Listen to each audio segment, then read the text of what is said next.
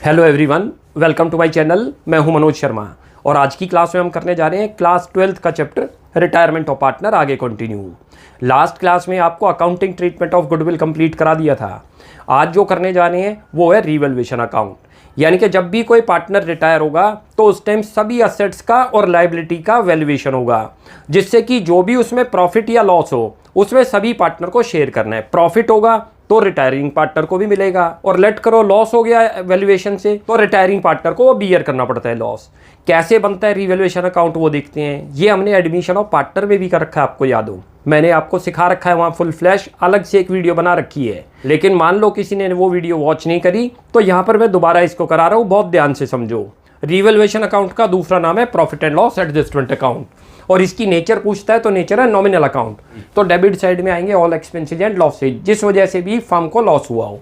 Credit क्या था? All income and gains, जितने भी गेन होंगे या प्रॉफिट होंगे वो कितना आएंगे? क्रेडिट में। क्लियर हो गया भाई? अब किस वजह से लॉस होगा? जब भी हमारी कोई असेट्स इंक्रीज हो या डिक्रीज हो। देखो डिक्रीज होगी तो लॉस होगा, तो डेबिट साइड आएगा क्योंकि लॉस वाली साइड है। हमने जर्नल अभी आपको बता दी। क्रेडिट साइड में क्या चीज़ आनी है? इनकम। जर्नल याद कर लो, जो जर्नल में आप अप्लाई करते हो लेजर में भी वही रिफ्लेक्ट होगा। जर्नल एंट्री में जितने भी एक्सपेंसेज लॉसेज हैं उनको डेबिट करते हैं, तो यहाँ पर भी लेजर में भी वो डेबिट में ही रिफ्लेक्ट होंगे। ऐसे ही क्रेडिट साइड के अंदर क्या है? ऑल इनकम एंड गेन्स, ये जर्नल एंट्री के रूल हैं। तो लेजर में भी रीवैल्यूएशन अकाउंट में भी वो किधर आएंगे? क्रेडिट। यानी कि ये मेरी प्रॉफिट वाली साइड और ये हमारी लॉस वाली साइड। क्लियर हो गया? ऐसे समझ लो भाई। आपकी असेट्स कैसे लॉस हो सकता है वो बताता हूँ अब आपको। हमारी असेट्स यदि डिक्रीज हो जाए तो फर्म को क्या होगा? लॉस होगा, तो वो डेबिट साइड आ जाएगा जितने अमाउंट से हुआ, ये ध्यान रखोगे आप। अच्छा, लेट करो असेट्स इंक्रीज हो जाए तो फर्म को क्या है? प्रॉफिट। लिख दो इधर। जिस भी वजह जितना अमाउंट से प्रॉफिट होगा, ये याद रखना, फुल वैल्यू नहीं लिखनी, खाली जितने से प्रॉफिट हुआ। ये इंक्रीज के केस में यदि हमारी असेट्स इंक्रीज हो गई तो ये तो असेट्स का हुआ। ऐसे ही लायबिलिटी है। लायबिलिटी का इंक्रीज होना यानी कि आपकी लायबिलिटी इंक्रीज हो गई, बढ़ गई, तो आपके लिए लॉस है, वो डेबिट है। और लायबिलिटी का डिक्रीज होना, हमें कम पे करना है, तो वो क्रेडिट भी आएगा। लिख लो यहाँ लायबिलिटी इंक्रीज। लायबिलिटी का डिक्रीज होना फर्म के लिए प्रॉफिट है, इधर आ जाएगा। क्या है ये? डिक्रीज। क्लियर हो गया? ये भाई ये तो आपका अभी दो आइटम लिखी भाई। असेट्स इंक्रीज हो गई तो क्रेडिट, डिक्रीज हो गई तो डेबिट। क्यों है? लॉजिक पे चलो। प्रॉफिट होगा तो क्रेडिट में आएगा, लॉस होगा तो डेबिट में आएगा। लायबिलिटी में रिवर्स है। लायबिलिटी का कम होना आपके लिए, खुद अपने ऊपर अप्लाई करो। आपने किसी को पे करना था और वो कम पे करना पड़े तो इट इज प्रॉफिट, और आपको उसको ज़्यादा पे करना पड़े तो क्या है? लॉस है। यानी कि लायबिलिटी इंक्रीज है तो इधर। ऐसे ही कोई कभी अनरिकॉर्डेड लायबिलिटी आ जाए तो इधर, क्योंकि आपके लिए लॉस हो गया भाई। कई बार ऐसा हो सकता है कोई आपने बुक्स में रिकॉर्ड नहीं करी लेकिन हमने पे तो करना पड़ेगा, तो पे जब करना पड़ेगा तो हमारे लिए लॉस हुआ, यहाँ लिख दो अनरिकॉर्डेड लायबिलिटी। इसी तरीके से कई बार कोई अनरिकॉर्डेड असेट्स हो सकती है, जैसे स्क्रैप में कोई चीज़ सेल आउट करूं, हमने उसको रिकॉर्ड में से तो रिटर्न ऑफ कर दिया लेकिन आज भी वो सेल आउट है, या कई बार कोई रिकॉर्ड नहीं कर रखी तो प्रॉफिट है, यहाँ लिख दो आप उसको बाई अनरिकॉर्डेड असेट्स, जितने की आपकी वो सेल आउट हुई। क्लियर हो गया? ये यहाँ लिख देंगे। अब ऐसे ही कभी कभी कुछ और भी आ सकता है। कई बार कोई एक्सपेंसेस आ जाएं रीवैल्यूएशन करते टाइम, तो यहाँ पर आ जाएंगे वो एक्सपेंसेस।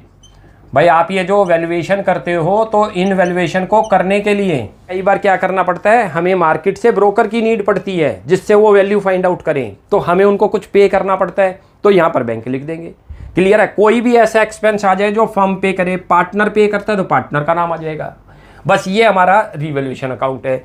अब इससे प्रॉफिट डिफरेंस निकाल लो भाई। इनकम वाली साइड हो गई और एक्सपेंस वाली कम हुई तो प्रॉफिट इधर आएगा, और एक्सपेंस ज़्यादा हो गई, इनकम कम हो गई तो लॉस आएगा। लिख दो यहाँ पर टू गेन ऑन रीवैल्यूएशन, और लिख दो transfer to partners capital account. Partners capital लिख दो, और यदि फिक्स्ड कैपिटल है आपकी तो करंट अकाउंट लिखेंगे, याद रख लेना। ये मैंने हर क्लास में आपको बता रखा है। आप बैलेंस शीट देख लो, बैलेंस शीट में capital account as well as current account के बैलेंस हैं, तो हमेशा कहाँ पर प्रॉफिट को ट्रांसफर करते हैं? करंट अकाउंट में। और खाली कैपिटल दे रखे हैं बैलेंस शीट में तो फ्लक्चुएटिंग कैपिटल है, तब कैपिटल अकाउंट में करते हैं।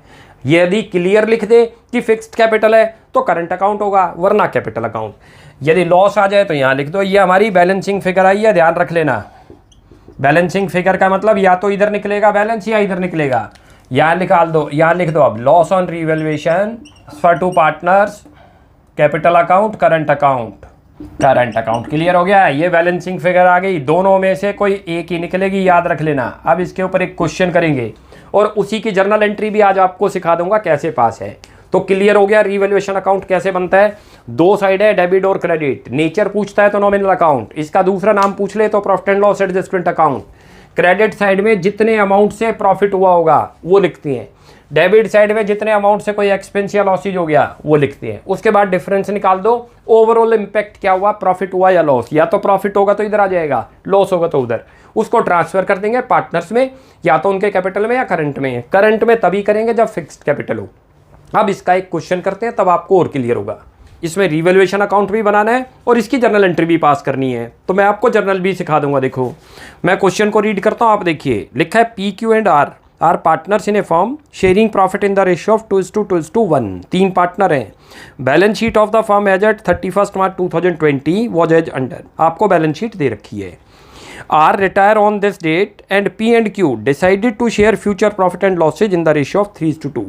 आर रिटायर हो गया है और पी क्यू ने अपना जो है रेशियो डिसाइड कर रखा है। Following adjustment were agreed. अब नीचे एडजस्टमेंट दे रखी हैं। देखो, an amount of ₹5,000 included in debtors be written off as bad debt. हर एडजस्टमेंट को पहले पढ़ते हैं, तब आपको समझा दूंगा कैसे है। एक एक एडजस्टमेंट को करते जाएंगे। आप जरा डेटर के ऊपर चलो। डेटर आपको 80,000 दे रखा है और प्रोविजन आपने ऑलरेडी पहले से ही मान रखा है 4,000 का। कितने बैड डेट हो गए? 5,000। क्लियर लिखा हुआ है कि included in debtor as written off as bad debt. 5 के बैड डेट हो गए। तो जर्नली हम क्या करते हैं, रीवैल्यूएशन लॉस है या प्रॉफिट, पहले तो ये सोच लो। लॉस है। लॉस है तो कौन सी साइड लिखा जाएगा? Debit side. लेकिन हम क्या करते हैं, डायरेक्ट यहाँ पर 2 बैड डेट लिखेंगे 5,000, जो कि रॉन्ग होगा, याद रख लेना। जब कभी भी आपने प्रोविजन ऑलरेडी पहले से बना रखा है, कितना बना रखा है? 4,000। बैलेंस शीट में देख लो, दिख रहा है। असेट साइड में डेटर में से माइनस है, तो आपके जो बैड डेट रीवैल्यूएशन में आएंगे, 4 तो आपने पहले ही अज्यूम कर लिया था कि बैड डेट हो सकते हैं, तभी उसका नाम है provision for doubtful date. Doubtful का मतलब हमें शक था कि इतने डेट हमें देंगे नहीं। तो टोटल हमें क्लियर कितना पता चला? 5,000। भाई 5,000 में से आपने कितने डाउटफुल बना रखे थे वो माइनस करके तब यहाँ आएगा। लेट करो आपने प्रोविजन फॉर डाउटफुल डेट 5,000 बना रखा है और एडजस्टमेंट में यही लिखे हुए है कि 5,000 के बैड डेट हो गए, तब जीरो आएगा, ध्यान रखना। अच्छा, एक और तीसरा केस सुन लो। बैड डेट आपके 5,000 हो गए जो एडजस्टमेंट में है, लेकिन प्रोविजन 0 बना रखा था, तब क्या करेंगे? 5,000 माइनस 0 करके पूरा 5,000 आएगा। ये क्लियर हुआ? भाई जब भी डाउटफुल बने हुए हैं तो जितना बैड डेट हुआ आपका वो लिखोगे, डाउटफुल माइनस कर दो। भाई 3 ही तो सिचुएशन दिख सकती हैं, या तो डाउटफुल हमने बना ही नहीं रखा होगा तो 0 माइनस होके पूरे 5 आ गए, या हमने पूरा 5,000 बना रखा था तो 5,000 आएगा, तो बैड डेट यहाँ शो ही नहीं होगा क्योंकि आपने पहले ही मान लिया था कि 5 तक के डूब सकते हैं। अब इस क्वेश्चन में आपने 4,000 तक का बनाया था डाउटफुल डेट, लेकिन बैड डेट कितने हो गए? 5, तो 1,000 आएगा। ये अच्छी एडजस्टमेंट है, ध्यान से समझते जाओ। इस टाइप की एडजस्टमेंट आने के पूरे चांसेज हैं। सेकंड देखो, बहुत अच्छा क्वेश्चन लेके आया हूँ। सेकंड भी पॉइंट बहुत अच्छा है। लिखा हुआ है provision for doubtful date be maintain at the existing rate, यानी कि जो रेट पहले चल रहा है। कितना प्रोविजन बना रखा है आपने, हमें नहीं पता परसेंटेज। जैसे लिखा होता है ना प्रोविजन फॉर डाउटफुल डेट 5%, 2%, 3%। अब हमें उसका एग्जिस्टिंग रेट मेंटेन रखना है, यानी कि जितना पहले प्रोविजन था उतना ही दोबारा प्रोविजन बनाओ। तो यहाँ पर पहले तो आप लिख लो 2 प्रोविजन फॉर डाउटफुल डेट। ये न्यू प्रोविजन बन रहा है, याद रख लो। जो बैलेंस शीट में दे रखा था वो तो ओल्ड प्रोविजन हो गया, वो तो एडजस्ट हो गया। अब आपको नया प्रोविजन फॉर डाउटफुल डेट बनाना है। जो बनेगा कैसे वो अच्छी तरह से समझना इसको। भाई आपको 80,000 के डेटर दे रखे हैं, ये रे, उसमें से माइनस करो पहले तो 5,000 जो बैड डेट हो गई। बच कितने गए आपके पास? 75,000। अब इसके ऊपर प्रोविजन जो बनेगा वो कितना बनेगा, वो आपको पॉइंट है, कह रहे एग्जिस्टिंग रेट। तो उसका एग्जिस्टिंग रेट आपको निकालना होगा, वो मैं यहाँ करके दिखाता हूँ। देखो आपको ये रहा existing rate of doubtful debt. भाई जितना आपने बनाया पहले निकाल लो, वो कितना है? आपके डाउटफुल डेट दे रखे हैं 4,000, ध्यान से देख लो। और टोटल डेटर कितने दे रखे हैं? 80,000। ऐसे करते हैं भाई, जितने डेटर हैं वो लिख दो डिनोमिनेटर में, ऊपर लिखो प्रोविजन। कितना प्रोविजन फॉर डाउटफुल डेट बना रखा था? 4%। तो मैं ये निकाल रहा हूँ कितने परसेंट है 80,000 का, ये इंटू कर दो 100 करोगे तो 5% प्रोविजन फॉर डाउटफुल डेट आपने बना रखा था। और कह रहा है इस स्टेटमेंट में सेकंड में कि provision for doubtful date be maintain at the existing rate, यानी कि इसी रेट पर अब भी बनाना है। तो 5% इसका कर दो। करोगे तो कितना आएगा 3750। 75,000 का करना, कहीं गलती से 80,000 का कर दो। 80 में से पहले जो बैड डेट हो गए वो माइनस होंगे, उसके बाद जो बैलेंस बचेंगे डेटर उन पर प्रोविजन बनता है। ये आपने 11th में भी कर रखा है फाइनेंशियल स्टेटमेंट वाले चैप्टर में। अब नेक्स्ट चलते हैं, देखो नेक्स्ट आ रहा है स्टॉक भी रिड्यूस टू 82,000। बड़ा अच्छा पॉइंट है, इसके नेक्स्ट वाला भी बहुत अच्छा है। रिड्यूस टू का मतलब है कि आपका स्टॉक 82 तक का हो गया। अब स्टॉक को चेक करो, आपको स्टॉक दिखा कितना रहा था 90,000, तो लॉस हो गया प्रॉफिट लॉस, तो ये तो लॉस वाली साइड है। लिख दो टू स्टॉक, कितना आपका अमाउंट है, आपको दे रखा है 90,000 और वो हो कितने का गया आपका 82 का, तो कितने से लॉस दिखा 8,000, वो दिखाएंगे यहाँ। हर स्टेप सोच के चलना, ध्यान रख लो, अच्छे क्वेश्चनों में से है ये वाला। अगला दे रखा है, देखो पॉइंट क्लियर होगा। इसमें लिखा था स्टॉक भी रिड्यूस टू, यदि ये रिड्यूस बाई आए तब क्या करते हैं, देखो अगले पॉइंट में ही आ रहा है, वो कह रहा है प्लांट भी रिड्यूस्ड बाई। अब ये फुल वैल्यू से होगा कि इतने से कम हो गया। टू का मतलब है कि उतने तक हो गया, और बाई का मतलब है इतने अमाउंट से रिड्यूस हो गया। कितना लिखा है, प्लांट भी रिड्यूस्ड बाई 10,000। लिखो यहाँ टू प्लांट। ये वाला पॉइंट समझ आ गया कि यदि टू लिखा होगा तब क्या करते हैं, बाई लिखा होगा तब क्या करते हैं। बाई लिखा है तो डायरेक्ट ले लोगे, इतने अमाउंट से रिड्यूस हो गया। रिड्यूस टू लिखा है तो डिफरेंस अमाउंट लेंगे। देखो हमने डिफरेंस लिया था, डायरेक्ट 82 नहीं लेंगे। 82 कब लेंगे, जब यदि लिखा जाए स्टॉक भी रिड्यूस्ड बाई 82,000। इसमें लिखा था स्टॉक भी रिड्यूस्ड टू 80,000। टू लिखता है तो इसका मतलब है वो इतने का हो गया, बाई का मतलब है इतने से कम हो गया। क्लियर हो गया। अब नेक्स्ट पे चलते हैं। कह रहा है पेटेंट्स आर वैल्यूलेस। वैल्यूलेस का मतलब होता है पेटेंट की वैल्यू 0 हो गई है।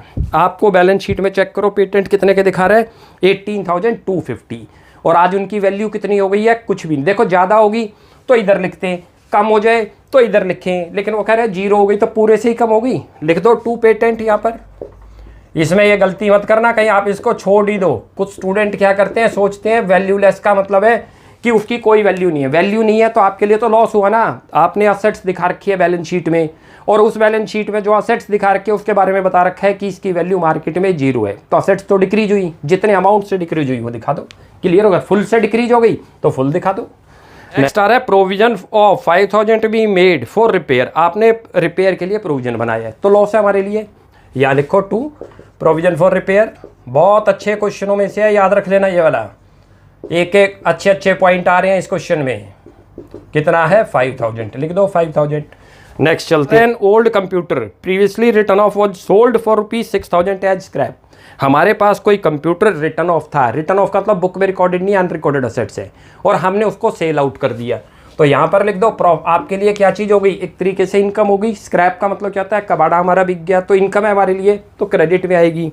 कितने से हुआ है 6,000, लिखो 6,000। बैंक लिखना है, यहाँ वर्ड याद रखना, कहीं गलती से कंप्यूटर कर दो 6,000। ब्रैकेट में आप ये कर सकते हो स्क्रैप सोल्ड। स्क्रैप का मतलब वो कंप्यूटर खराब था, हमने उसको सेल आउट कर दिया, अनरिकॉर्डेड है। नेक्स्ट चलती है। कहता है at the time of retirement an amount of ₹20,000 has been paid to an employee injured in an accident. हमारा कोई एम्प्लॉई जो है इंजर्ड हो गया और हमें उसको कॉम्पनसेशन के कितने पे करने पड़ गए 20,000। लॉस है फर्म के लिए एक्सपेंस हो गया, डेबिट साइड लिख दो। टू कर दो बैंक, बैंक अकाउंट। ये आपने कॉम्पनसेशन दी है, कॉम्पनसेशन पेड कितना दिया है 20,000 लिख दो। क्लियर हो गया। टोटल करते हैं अब, और तो सारा कंप्लीट हो गया। रेशियो चेक कर लो 2:2:1 दे रखा है। अब यहाँ क्वेश्चन को सॉल्व करते हैं, पहले टोटल करते हैं कितना बनता है। देखो ये तो 750 लास्ट में दिख रहा है 250, लास्ट में तो 3 डिजिट आई गई आपकी, ये 1 कैरी हो गया, याद रखना 1 और 1 2 हो गया, 5 हो गया, 13 हो गया, 13 और 13 कितना हो गया 26। उसके बाद फिर 2 कैरी हो गया, 2 और 2 4 5 6 66,000 तो इधर का टोटल आ रहा है। उधर कम है, लॉस है, ध्यान रखना, इधर का ज़्यादा था भाई, एक्सपेंसेस लॉसेज ज़्यादा थे और इनकम कम है, तो यहाँ लॉस ऑन रिवैल्यूएशन लिखो भाई। Loss on revaluation transfer to E capital लिखो, करंट नहीं लिखना, ध्यान रख लेना। क्यों नहीं लिखना आपको अभी बताया। करंट अकाउंट कब लिखेंगे, जब फिक्स्ड कैपिटल हो। या लिखो क्यू कैपिटल, और या लिखो आप PQR। 3 पार्टनर थे ये रहे, इनकी जर्नल भी अभी आपको समझाता हूँ। कितना लॉस हुआ पहले तो ये चेक करो। 66 तो एक्सपेंस लॉस वाली साइड है, लिख लो यहाँ 66,000। माइनस उसमें से इनकम हुई थी बस एक ही 6, तो कितना आपको लॉस दिख रहा है 60,000 लिख दो लॉस। और ये 60 किस में डिस्ट्रीब्यूट होगा, पार्टनर्स में, यानी कि जो लॉस होगा, लॉस आपका आया 60,000 जो कि डिस्ट्रीब्यूट होगा 2:2:1 में, 2:2 यानी कि 3 पार्टनर के रेशियो दे रखे हैं, अच्छी तरह देख लो, करते हो तो ये कितना बन जाएगा 5 पे चला गया, 5 पे 12, 24, पहले वाले का तो 24 आ गया, लिख दो 24,000 यहाँ, इसका भी 24,000 और इसका 12,000 और टोटल मिलाकर 60। ये समझ आ गया कहाँ से आया भाई। ये जो 60,000 को जब हम इसमें डिस्ट्रीब्यूट करेंगे तो 24 ये आ जाएगा। मैं एक का कर देता हूँ, रो का आप कर लेना, ब्लैक से कर देता हूँ जो आपको आराम से दिखे। ये रहा 60,000 इंटू करो ये 2/5, 5 कहाँ से आया, आप 3 ऐड करो तीनों को तो 5, 2, इसका भी सेम यही आएगा, इसका ऐसे कर लो। ये रहा 60,000 इंटू 1/5, क्लियर हो गया। ये तो था रीवैल्यूएशन अकाउंट। अब जब जर्नल मांगता है आपसे तो हम इनकी सेपरेट भी कर सकते हैं, वरना रीवैल्यूएशन में 3 जर्नल एंट्री पास किया करो। जितनी भी डेबिट साइड में उन सबको एक साथ लिखेंगे और रीवैल्यूएशन अकाउंट को क्या कर देंगे, डेबिट कर देंगे। क्रेडिट साइड में जो दे रखे हैं जितनी भी आइटम, उनको क्या करते हैं, डेबिट करते हैं और रीवैल्यूएशन को क्रेडिट। तो 3 आइटम कौन कौन सी बची, प्रॉफिट लॉस को हटाओ, जैसे इस लॉस की एक एंट्री अलग होगी, इधर की आइटम की एक एंट्री, और इधर जितने इनकम गेन हुए थे उनकी एक एंट्री। किसी भी साइड से शुरू करो, पहले ये वाली ले लो। देखो इन सब जो डेबिट में होगा जर्नल में, इट इज़ द लेजर, याद रख लो। और लेजर से जब हमें जर्नल एंट्री पास करनी है तो जो चीज़ें डेबिट में दिख रही हैं, ये आपको डेबिट में दिख रही हैं, इनको क्रेडिट करते हैं। वैसे इनके आगे सब पे 2 लिखा है तो अपने आप देखो क्रेडिट दिख रहा है। और रिवर्स अपोजिट अकाउंट कौन सा है, रीवैल्यूएशन। तो एंट्री पास करो पहली, ये रही फर्स्ट एंट्री बनेगी रीवैल्यूएशन अकाउंट डेबिट। बहुत ध्यान से समझ लो, रीवैल्यूएशन अकाउंट डेबिट। और 2 करते जाओ कौन कौन से हैं, जितने भी अकाउंट है। एक तो बैड डेट आ रहा है, बैड डेट लिखो, कितना अमाउंट आ रहा है बैड डेट का, 1,000 रुपी। उसके बाद आगे चलो, बैड डेट के बाद क्या आ रहा है, प्रोविजन फॉर डाउटफुल डेट। मैं थोड़ी एब्रीविएशन लिख दूँ तो आप समझ जाना, यहाँ कितना आया था 3,750। उसके बाद क्या आ रहा है, देखो स्टॉक आ रहा है, प्लांट आ रहा है, पेटेंट आ रहा है, लिख दो 2 करो यहाँ स्टॉक और 2 करो यहाँ प्लांट और उसके बाद 2 पेटेंट। इन सब की वैल्यू भी लिखते चले जाओ कितनी कितनी आ रही है भाई। ये स्टॉक तो आपका रिड्यूस हुआ था 8,000 से, लिख दो 8। उसके बाद प्लांट हुआ था 10,000 से, पेटेंट हुआ था 18,250 से, ये रहा। और नेक्स्ट क्या आ रहा था, प्रोविजन फॉर रिपेयर लिखो, प्रोविजन फॉर रिपेयर कितना अमाउंट आया था रिपेयर का, 5,000 रुपी। और उसके बाद 2 बैंक करो और 2 बैंक कर दो। जो ये तो एक एंट्री हुई डेबिट साइड की, ध्यान रख लेना, जितने भी एक्सपेंसेज और लॉसेज हैं सबको इकट्ठा लिया हमने 20,000। और इसका सम कितना बना था आपको याद हो, 66,000 था टोटल, सबको ऐड कर रहे थे तो ये अभी कर रखा है। ये रहा, ये तो हमने एक एंट्री पास कर दी। हम इसकी अलग अलग करना चाहें तो अलग अलग भी है, लेकिन वो बहुत सारी बनेंगी। रीवैल्यूएशन अकाउंट डेबिट, ये तो 2 है तो 2 में ही जाएगा, इनका क्रेडिट होगा ये। तो एक तो बन गई रीवैल्यूएशन टू बैड डेट, एक बन गई revaluation to provision for doubtful debt, एक बन गई रीवैल्यूएशन टू स्टॉक, नेक्स्ट बनेगी रीवैल्यूएशन टू प्लांट। वरना ज्वाइंट करो, ज्वाइंट ज़्यादा अच्छी है। सेपरेट करना चाहो तो सेपरेट भी कर सकते हो।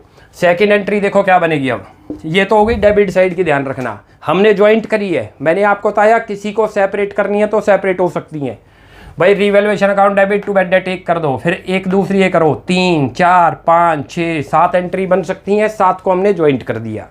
अब क्रेडिट साइड से प्रॉफिट लॉस को छोड़कर, क्रेडिट में तो एक ही आइटम है।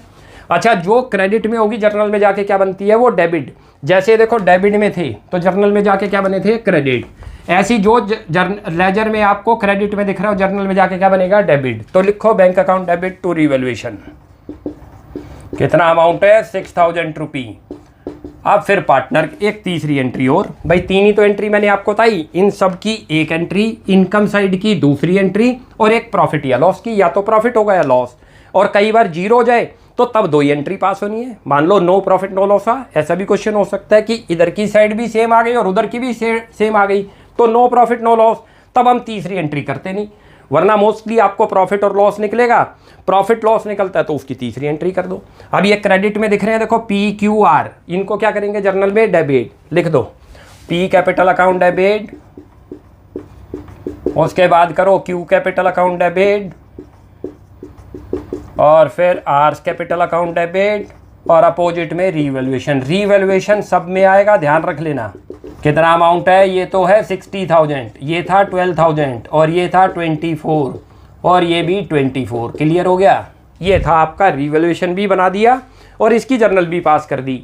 जर्नल आप ज़्यादातर क्वेश्चनों में पास कर लिया करो, कोई डरने की जरूरत नहीं कि हमें जर्नल अच्छी तरह नहीं आ रही। सीधा है, जब भी लेजर से जर्नल बनानी है, जो चीज़ें आपको डेबिट में दिख रही हैं वो जर्नल में जाके कहाँ जाएंगी, क्रेडिट में। ना भी समझ आए तो ऐसे समझ जाओगे, सबके आगे 2 लिखा है, जर्नल में 2 किधर लिखते हैं हम, हमेशा क्रेडिट में। तो क्रेडिट आ गया और अपोजिट अकाउंट आना ही है। जो इनकम साइड जितनी भी आइटम दे रखी हैं क्रेडिट पे दे रखी हैं, जर्नल में जाके देखो डेबिट बन गई ये। और रिवर्स अकाउंट कौन सा, रीवैल्यूएशन। ऐसे ही ये लॉस था, ट्रांसफर कर रखा था कैपिटल अकाउंट में, ये रही डेबिट। वैसे भी पार्टनर को कब डेबिट करते हैं, जब लॉस के केस में। ये रीवैल्यूएशन आ गया। क्लियर है। तो ये था ये क्वेश्चन। तो हमारा आज रीवैल्यूएशन कंप्लीट हो गया। कोई भी डाउट लगता है you will ask in comment section. आपको हमारी वीडियो अच्छी लगती है प्लीज़ इसको लाइक एंड सब्सक्राइब कीजिए। Thanks for watching my video. Next class में जल्दी मिलते हैं।